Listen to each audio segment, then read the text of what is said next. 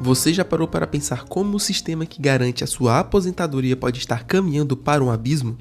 A Previdência Social, pilar essencial para milhões de brasileiros, enfrenta uma crise sem precedentes. Com uma população que envelhece rapidamente, altas taxas de desemprego e um cenário econômico instável. Como chegamos a esse ponto crítico? Será que as reformas recentes foram suficientes? E o mais importante, como proteger o seu futuro em meio a essa turbulência? O sistema previdenciário, que faz parte da Seguridade Social, teve seu pontapé inicial lá em 1923, com a criação das Caixas de Aposentadoria, as CAPS. Elas surgiram graças à iniciativa dos trabalhadores. Nas primeiras décadas do século XX, empregados de uma mesma empresa, sem a participação do poder público, instituíam fundos de auxílio mútuo, nos quais também o empregador colaborava, de forma a garantirem meios de subsistência quando não fosse possível se manterem no trabalho por motivo de doença ou velhice. Esses fundos se tornaram verdadeiras minas de ouro, já que naquela época a força de trabalho contribuinte era bem maior que a parcela de trabalhadores que necessitavam desse montante. Com as transformações econômicas da década de 30, mais precisamente no governo de Getúlio Vargas, o famoso pai dos pobres, tomou corpo um processo de crescimento industrial intenso, em que foi marcante a presença das classes assalariadas urbanas reivindicando maiores condições de vida, o que levou o Estado a iniciar um processo de interferência nas relações trabalhistas, de forma a conciliar conflitos entre capital e trabalho. Nesse contexto, o poder público expandiu sua interferência como responsável pela proteção social dos trabalhadores, determinando que as CAPs, baseadas em vínculos de trabalhadores por empresa, fossem substituídas pelas IAPS, Institutos de Aposentadoria e Pensões, aglutinando categorias profissionais, passando para a alçada do Estado e abrangendo todo o território nacional. Ainda na era Vargas, a primeira crise do sistema previdenciário aconteceu por meio de denúncias de corrupção. O então presidente, além de suspender a concessão de aposentadorias durante 6 meses no início do seu primeiro mandato, utilizou parte do fundo para pôr em prática obras durante os anos seguintes, como a Petrobras. Por herança, o golpe militar lá de 64 foi marcado por mais fraudes. A falta de fiscalização dos serviços de assistência médica que eram prestados, em maioria pelas grandes corporações de rede privada, somada ao aumento da demanda por estes serviços, a diminuição do repasse de verbas para a saúde e o aumento significativo dos gastos públicos, que aliás financiaram obras faraônicas como a Ponte Rio-Niterói, a hidrelétrica de Itaipu e a rodovia Transamazônica, que até hoje está inacabada, resultaram em uma grave crise financeira em 1975. A Constituição de 1988, conhecida como a Constituição da Solidariedade e do Bem-Estar Social, trouxe a Seguridade Social em 3 áreas de atuação: a assistência social para quem precisa, saúde para todos e a previdência social para quem contribui. Ainda manteve o custeio tripartite entre a União, Estados, municípios e Distrito Federal, e entre trabalhadores e empregados. Bem, a Previdência Social é um seguro social em que o trabalhador participa através de contribuições mensais. O benefício dessa contribuição é garantir ao trabalhador segurado uma renda na hora em que ele não puder mais trabalhar, ou seja, quando ele se aposentar. A Previdência tem como missão proteger os trabalhadores contra os chamados riscos econômicos, como a perda de rendimentos por conta de doença ou invalidez. Assim, o sistema não oferece apenas aposentadorias, mas também benefícios como auxílio-doença, salário-maternidade e pensão por morte. Para os trabalhadores, essa contribuição é descontada automaticamente pelo INSS, o Instituto Nacional de Seguridade Social, todos os meses. O INSS é ligado ao Ministério do Trabalho, criado ainda por Getúlio Vargas e consolidado a Previdência no governo Collor. O valor da contribuição depende do salário de contribuição do trabalhador, que é basicamente a remuneração de cada contribuinte. A contribuição dos trabalhadores ativos serve para custear os benefícios dos trabalhadores inativos, os aposentados, pensionistas e outros. Assim, as receitas da Previdência são contribuições de empregadores, de empregados e da União, com contribuições sociais e receitas do orçamento fiscal. A Previdência segue um regime de repartição com um caráter solidário. A contribuição de quem está na ativa banca os benefícios de quem está aposentado. A contribuição dos trabalhadores urbanos financia a aposentadoria dos trabalhadores rurais que não precisam recolher para o INSS.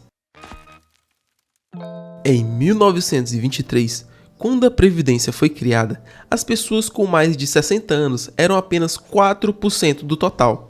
Hoje, representam 15%. Há um século, o país tinha 13 pessoas em atividade ativa para cada idoso.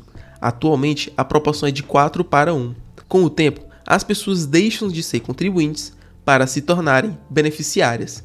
E a quantidade de novos entrantes para equilibrar o sistema teima em crescer num ritmo insuficiente. Já é ruim porque não basta para a conta fechar e vai piorar. O fenômeno global de envelhecimento da população afeta esse sistema que por muito tempo foi eficaz, mas que agora passa por reformas profundas para se adaptar às novas realidades sociais e econômicas. E essas reformas muitas vezes envolvem ajustes nas idades mínimas de aposentadoria e no valor dos benefícios. O mundo desenvolvido adota os 65 anos como idade mínima, em geral para ambos os sexos. No Brasil, cidadãos com mais de 65 anos serão 25% da população em 2060, 3 vezes a proporção atual, algo próximo à proporção de idosos que a Europa terá até lá, 30%. Com menos jovens para trabalhar e mais aposentados para bancar, então não existe milagre. Todas as previdências sociais do mundo tendem a quebrar. Por isso mesmo, vários países estão reformando seus sistemas de aposentadoria. França, Espanha e Alemanha fizeram reformas que aumentaram a idade mínima para a aposentadoria e o tempo de contribuição.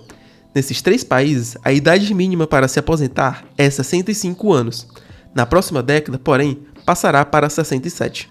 Nas últimas décadas, o Brasil já teve 7 reformas da Previdência e caminha para a 8ª, já que rumores sobre a nova reforma, ainda em 2025, têm tomado as discussões políticas e econômicas do país. Bom, décadas após décadas a história continua a se repetir. A Seguridade Social continua a ser manipulada para atender a interesses maiores do Estado, seja para garantir o desenvolvimento econômico, seja para manter o controle político e social.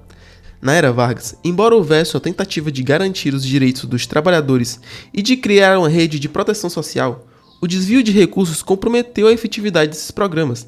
Já durante o regime militar, a assistência social foi usada como uma ferramenta de controle, oferecendo benefícios de forma seletivas e com o objetivo de evitar agitações populares, e sem de fato priorizar a melhoria nas condições de vida da população. Portanto, tanto na era Vargas quanto na ditadura militar, os desvios de verbas da Previdência Social e o uso desses recursos para financiar grandes obras refletem a maneira como o Estado brasileiro tratou a questão da Seguridade Social ao longo da história.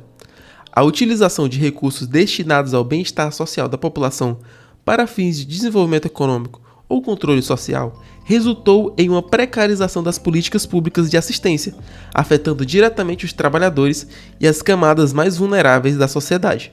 Em ambos os casos, a justificativa do desenvolvimento e da modernização foi utilizada como argumento para desviar recursos e negligenciar as reais necessidades da população, e continuam refletindo nos dias atuais. A previdência privada surge como uma alternativa importante para o problema da Seguridade Social, especialmente no contexto de sistemas públicos de previdência social, que enfrentam dificuldades financeiras e desafios relacionados ao envelhecimento populacional. Nesse cenário, a previdência privada oferece uma maneira de complementar a aposentadoria, permitindo que os cidadãos planejem de forma mais individualizada o futuro financeiro. Em países como o Reino Unido, o desenvolvimento de ferramentas de visualização permite que os cidadãos acompanhem melhor suas reservas de previdência, o que aumenta a confiança e a adesão. Nos Estados Unidos, mais da metade da população possui algum plano de previdência privada, de caráter voluntário e complementar. Colômbia e Peru possuem previdência estatal, mas adotam um modelo facultativo, opcional, em que o trabalhador pode tanto se filiar na previdência pública como num fundo ou seguro privado. O regime de previdência privada complementar possui filiação facultativa, diferentemente do regime administrado pelo INSS, e como o próprio nome diz, é de natureza privada. E para isso, a necessidade de controle emocional e mudança de mentalidade são aspectos muito importantes quando se trata de planejar a aposentadoria, especialmente no contexto da previdência privada. Muitas vezes, as pessoas não têm a disciplina necessária para contribuir regularmente com seus planos de previdência, ou, ainda, tomam decisões impulsivas que prejudicam seu futuro financeiro. O controle emocional envolve saber lidar com as emoções, como o medo de perdas em investimentos ou a tentação de gastar em vez de poupar. Para garantir que o planejamento financeiro a longo prazo seja bem-sucedido, é preciso mudar a mentalidade sobre dinheiro e começar a vê-lo como meio de segurança no futuro, e não apenas um recurso imediato para a satisfação de desejos momentâneos. A mudança de mentalidade também implica entender que a construção de uma aposentadoria confortável não é algo que acontece da noite para o dia. É necessário ter paciência e comprometimento, além de manter uma visão a longo prazo. Ao invés de adiar constantemente o início da poupança ou do investimento, as pessoas precisam internalizar que quanto mais cedo começarem a contribuir para os seus planos de previdência privada, maior será o montante acumulado no futuro, graças ao poder dos famosos juros compostos. Portanto, essa mudança de mentalidade exige que as pessoas saiam da zona de conforto e se comprometam com seus objetivos financeiros, mesmo quando isso significar fazer sacrifícios no presente. Desse modo, a educação financeira desempenha um papel fundamental. Sem o conhecimento adequado, muitas pessoas acabam tomando decisões financeiras equivocadas, seja por falta de informações ou por seguir tendências que não se aplicam à sua realidade. A educação financeira permite que os indivíduos compreendam melhor conceitos como os juros compostos, investimentos, impostos e a importância de diversificar suas fontes de receita. Saber como planejar o futuro financeiro, compreender as opções de previdência privadas disponíveis e fazer escolhas inteligentes em relação aos investimentos são passos essenciais para quem deseja garantir uma aposentadoria tranquila e sem depender exclusivamente do sistema público. Além disso, a educação financeira também ensina a importância do controle de orçamento pessoal. Muitas pessoas não sabem como gerenciar seus gastos diários e acabam comprometendo a capacidade de poupança. Com o conhecimento certo, é possível criar um planejamento financeiro que inclua desde a quitação de dívidas até a reserva para o futuro, sem que a vida financeira se torne um peso.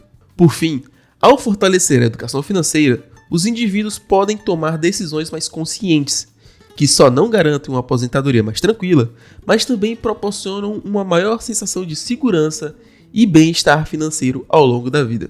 E você, acha que o sistema previdenciário atual tem salvação? Como você está se planejando para a sua aposentadoria? Você enxerga outras alternativas para uma aposentadoria tranquila? Não esqueça de deixar sua opinião nos comentários. E até o próximo vídeo.